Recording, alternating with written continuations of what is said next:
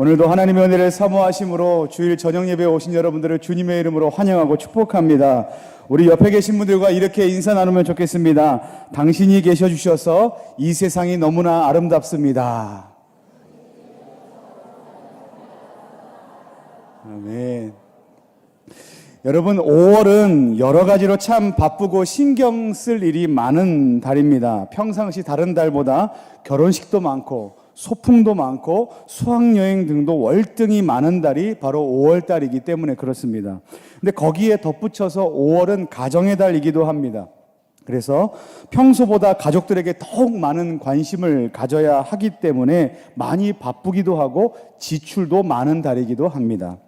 5월 5일은 우리 사랑하는 어린 자녀들을 위한 날, 바로 어린이날이었습니다. 그렇죠? 우리 어린이 여러분들, 여기에도 와 있는 친구들이 있는데 우리 부모님들이 재밌는 것, 좋은 것, 행복한 것 많이 해 주셨나요? 설교에는 관심이 없어서 못 들을 수도 있는데, 또 5월 8일은 또 무슨 날이었습니까? 우리를 낳아주시고 길러주신 부모님께 감사의 마음과 사랑의 마음을 표현하는 어버이날이었습니다. 그리고 내일 5월 21일은 바로 우리 자녀들이 성년이 되는 것을 기념하는 성년의 날입니다. 그리고 또한 내일 21일은 성년의 날과 더불어 무슨 날일까요?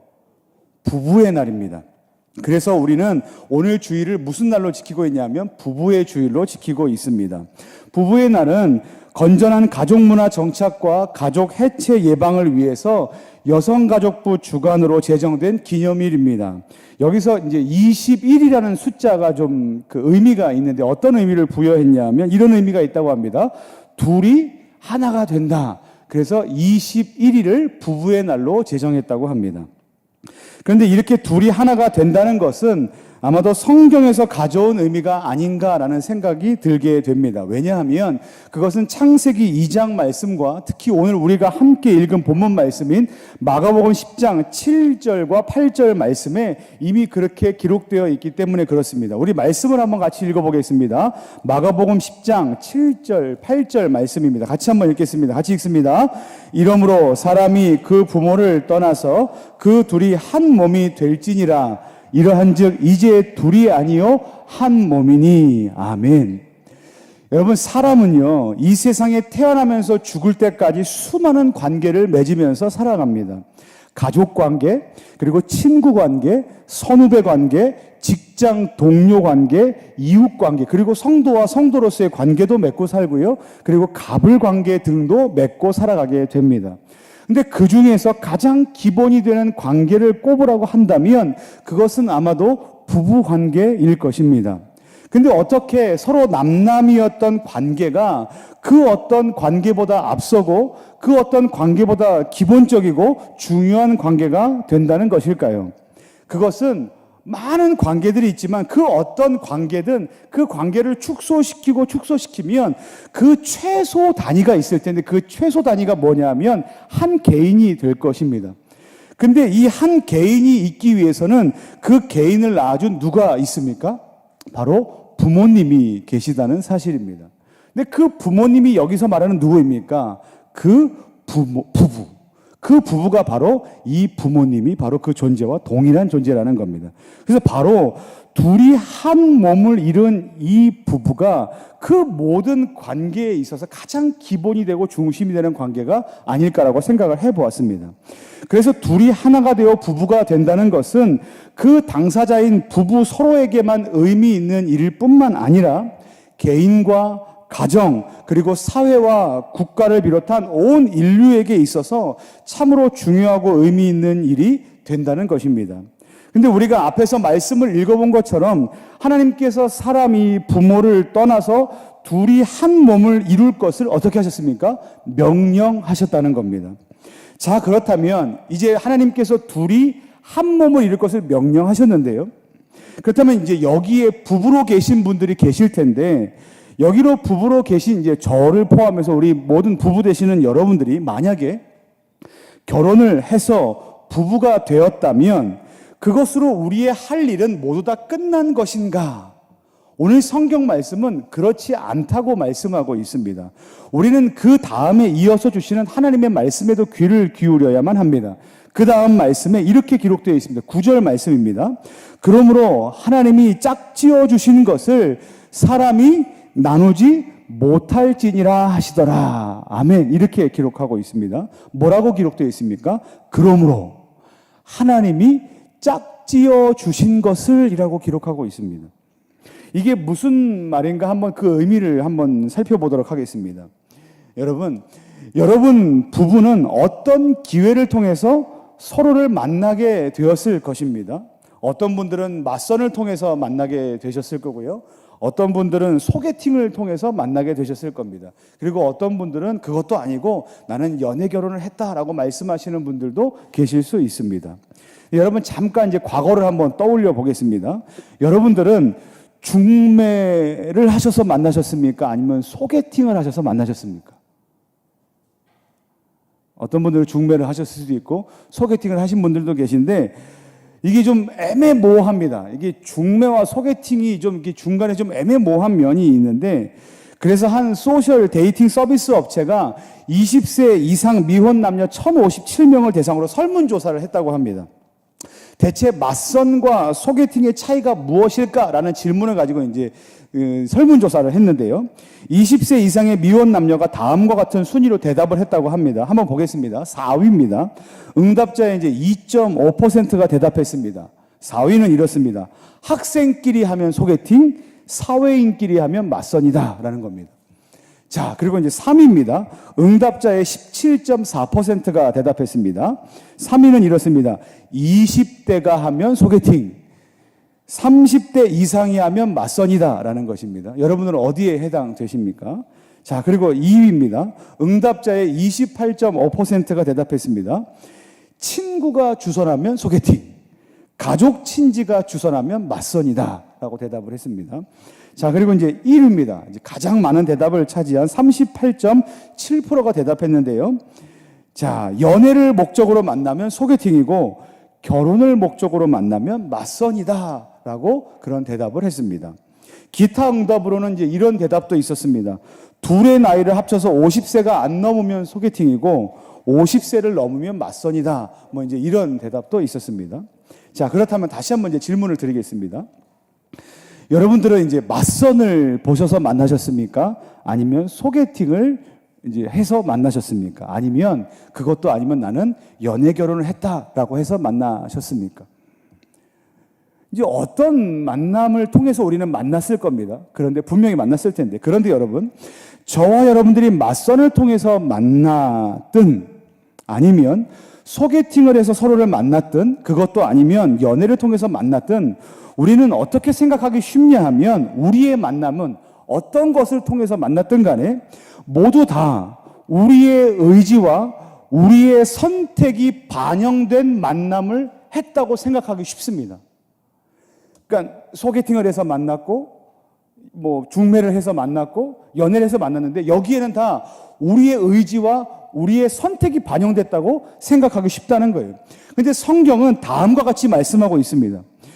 우리 부부가 둘이 한 몸을 이루는 것은 물론 여러분들의 선택이 다 배제됐다는 것은 아니지만 거기에는 분명히 뭐가 있었냐면 하나님의 섭리하심과 계획하심이 있었다라는 거예요. 그런 노래도 있지 않습니까? 우리 만남은 우연이 아니야 라는 것 안에 우리의 선택과 우리의 노력이 아니라 거기에는 분명히 하나님의 뜻과 하나님의 섭리하심이 반드시 있었다라고 오늘 성경이 말씀하는 겁니다. 그렇기 때문에 우리는 우리의 부부 관계를 인식할 때 어떻게 인식해야 되냐면 우리가 생각하는 것 이상으로 더욱더 특별하게 우리의 부부 관계를 인식해야만 한다는 겁니다. 그리고 어떻게 해요? 더욱더 귀하게 우리 부부 관계에 대한 마음을 특별하게 가져야 한다고 성경은 말씀하고 있습니다. 그렇다면 우리는 이와 같이 하나님께서 섭리하시고 특별하게 만드신 둘이 한 몸을 이루게 하신 우리 부부 관계를 어떻게 해야만 하는가? 어떻게 특별하게 여기고 어떻게 귀하게 여겨야만 하는가? 그것이 우리에게 주어진 질문입니다. 우리 9절 말씀을 한번 같이 읽어보도록 하겠습니다. 9절 말씀입니다. 같이 읽겠습니다. 시작.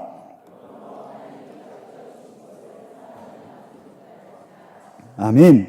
뭐라고 말씀하고 계십니까? 하나님이 짝지어 주신 것을 뭐라고 말씀하십니까? 사람이 나누지 못할지니라 라고 말씀하십니다. 이 말씀은 우리 부부가 만난 것이 우리의 의지와 우리의 선택에 의한 것이기 때문에 헤어지는 것도 우리의 의지와 선택의 문제에 달렸습니다 라고 말할 것이 아니라, 우리의 만남은 누구의 섭리입니까? 하나님의 섭리 안에 이루어진 것이기 때문에 하나님께서 둘이 하나 되게 하신 것을 어떻게 해야 될 책임이 있다는 것일까요? 힘써 지켜야 할 책임이 우리 부부 안에 있다는 것이에요. 그렇다면 각 가정에서 이제 부부로 살아가는 저와 여러분들, 각 가정에서 부부로 부름받은 저와 여러분들은 하나님께서 하나 되게 하신 것을 힘써 지키기 위해서 과연 어떤 삶을 살아야만 하는가? 에베소서 말씀을 보면 이렇게 잘 기록되어 있습니다. 먼저 아내들에게 주시는 메시지입니다.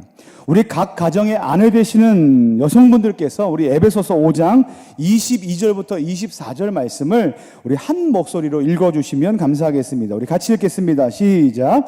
아내들이여 주께 하듯하라. 이는 남편이 아내의 머리됨이 그리스도께서 교회의 머리됨과 같음이니 그가 바로 몸의 구주시니라. 그러므로 교회가 그리스도에게 하듯 아내들도 범사에 자기 남편에게 복종할지니라. 아멘. 성경은 오늘 아내들에게 다음과 같이 권면하고 있습니다. 아내들이여 남편에게 복종하기를 주께 하듯 하라 라고 주께서 말씀하십니다. 성경은 아내들이 남편에게 복종하라고 가르치고 있습니다. 그런데 이것은 어찌 보면 너무 시대착오적인 생각이라고 여겨질 수 있습니다. 지금 시대가 어떤 시대인데 이와 같이 남편들에게 복종하란 말인가 라고 생각할 수 있다는 것입니다. 그런데 여러분, 이 명령은 우리가 오해할 수 있기 충분하다는 겁니다. 어떻게 오해할 수 있냐면, 여자가 남자보다 열등한 위치에 놓여 있는 종속적인 관계에 있는 것처럼 보이기 쉽다는 거예요. 그런데 오늘 말씀은 우리 여성들이 남성들보다 열등한 위치에 놓여 있다거나 종속적인 관계에 있다는 것을 암시하는 말씀이 아니라는 겁니다. 오히려 그 말씀, 그 다음에 나오는 말씀을 통해서 그 기준이 잘 설명되어 있는데요. 사도 바울은 그 다음에 말씀을 통해서 아내가 남편에게 복종해야 하는 기준을 어떻게 제시하고 있냐면 이것입니다. 교회가 주께 하듯 하라. 이렇게 기준을 제시하고 있습니다. 이것이 무슨 말씀인가? 교회가 주님을 믿고 사랑하기 때문에 이제 순종하는데 어떻게 순종하냐면 억지로 끌려가듯이 순종하는 것이 아니라 주님께 순종하는데 어떻게 순종합니까? 자원하는 마음으로. 주님께 순종하는데, 주님 내가 억지로 끌려갑니다. 막 콕 끼어서 끌려가거나 막 멱살을 잡혀서 끌려가는 게 아니라 주님을 너무나 사랑하고 주님을 너무나 사모하는 마음으로, 자원하는 마음으로 주의 권위에 순종하고 따르는 것처럼 아내들도 남편에게 자원하는 마음으로 남편의 권위에 순종하고 따르는 삶의 모양을 가져야 한다라고 말씀하고 있는 겁니다. 근데 더 중요한 건 무엇인지 아십니까? 언제 이렇게 복종하라고 말씀하고 계시냐 하면 24절 말씀에 범사에라고 말씀하고 계십니다. 범사에. 각 가정에서 존귀한 아내로 부름받은 여성분들에게 권면합니다. 때로는 여러분들의 남편분들이, 여기 남편에는 저도 포함됩니다. 때로는 여러분들의 남편분들이 여러분들의 마음의 분량에 차지 않을 만큼 부족해 보이고 때로는 연약해 보일 때가 있을지 모르겠습니다. 하지만 그럼에도 불구하고 주께서 여러분들의 가정의 머리로 세워주신 남편들에게 교회가 주님을 사랑하는 마음과 자원하는 마음으로 순종했듯이, 그리고 순종하고 있듯이 순종하시고 세워주심으로 주님께서 하나 되게 하신 부부의 사명을 잘 감당해 나가시는 저 여러분들 되시기를 예수님의 이름으로 간절히 축원합니다. 그런데 이렇게만 말씀을 드리면 아내 되시는 분들이 조금 손해를 보는 것 같을 수 있습니다. 왜 우리에게만 순종하라고 말을 하는가? 근데 걱정하지 마시기 바랍니다. 그 다음에 주님께서 남편들에게도 권면하는 말씀이 나옵니다. 다음으로 남편들에게 주시는 메시지가 이렇습니다. 우리 각 가정의 남편 되시는 남성분들께서 에베소서 5장 28절부터 29절까지 말씀을 함께 읽어주시면 감사하겠습니다. 같이 읽겠습니다. 시작. 이와 같이 남편들도 자기 아내 사랑하기를 자신과 같이 할지니 자기 아내를 사랑하는 자는 자기를 사랑하는 것이라. 누구든지 언제나 자기 육체를 미워하지 않고 오직 양육하여 보호하기를 그리스도께서 교회에게 함과 같이 하나니. 아멘. 성경이 아내들에게 권면했던 것이 이제 순종이고 복종이었다면 이번에 남편들에게 권면하고 있는 것은 바로 사랑입니다.